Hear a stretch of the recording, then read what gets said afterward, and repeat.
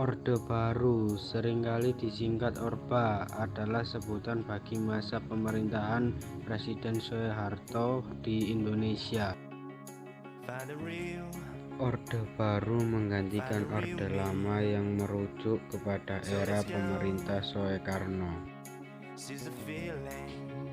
Lahirnya Orde Baru diawali dengan dikeluarkannya Surat Perintah 11 Maret 1966.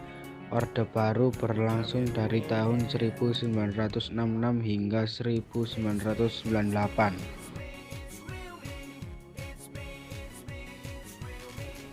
Dalam jangka waktu tersebut, ekonomi Indonesia berkembang pesat meskipun hal ini terjadi bersamaan dengan praktik korupsi yang merajalela.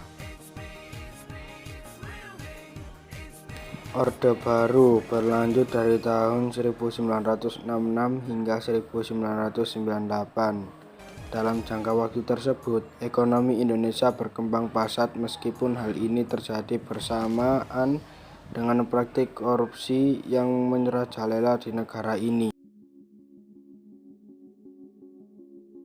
Selain itu, kesenjangan selang rakyat yang kaya dan miskin juga makin melebar.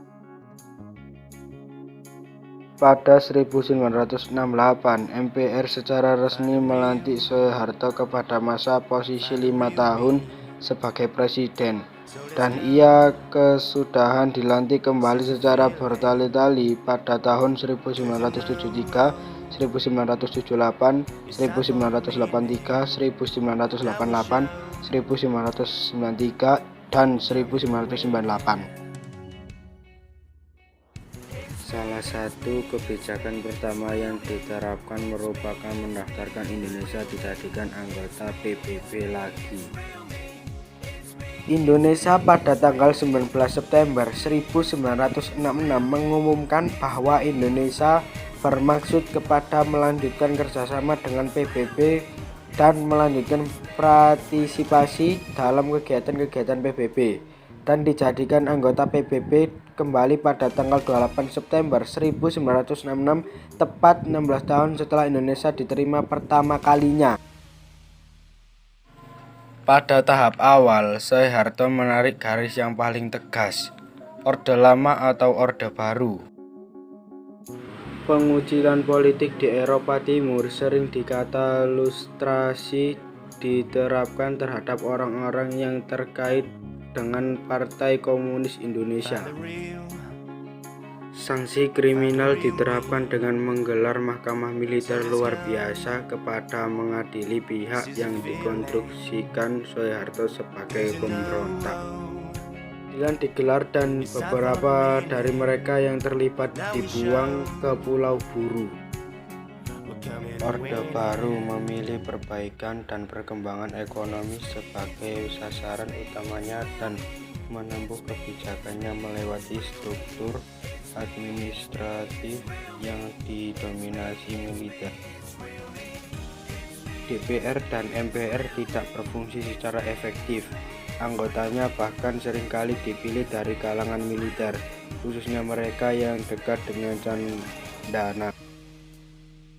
Hal ini menyebabkan aspirasi rakyat sering kurang didengar oleh pusat. Pembagian PAD juga kurang tidak berat salah karena 70% dari PAD tiap provinsi tiap tahunnya mesti disetor kepada Jakarta, sehingga melebarkan jurang pembangunan selang pusat dan daerah. Instrumen penelitian khusus diterapkan kepada menyeleksi daya lama ikut dalam gerbong Orde Baru.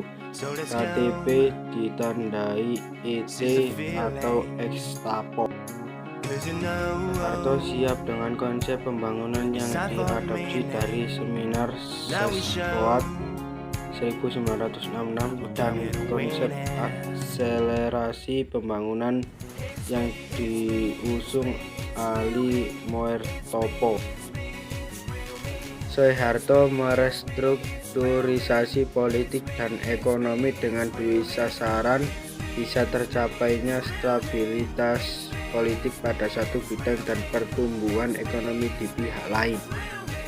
Dengan ditopang daya Golkar, TNI, dan lembaga pemikir serta dukungan kapital internasional, Soeharto dapat menciptakan sistem politik dengan tingkat kestabilan politik yang tinggi. Eksploitasi sumber daya selama masa pemerintahannya, kebijakan-kebijakan ini dan pengeksploitasian sumber daya dunia secara besar-besaran menghasilkan pertumbuhan ekonomi yang akrab namun tidak merata di Indonesia. Contohnya, jumlah orang yang kelaparan dijadikan menjadi kurang dengan Akbar pada tahun 1970-an dan 1980-an. Jadi, kesimpulan dari Orde Baru adalah merencanakan dan melakukan program pembangunan ekonomi di segala bidang untuk memperbaiki keadaan bangsa Indonesia. Hingga pada akhir tahun 1980 dan 1990 pembangunan ekonomi berubah menjadi sistem mercusuar dan panglima.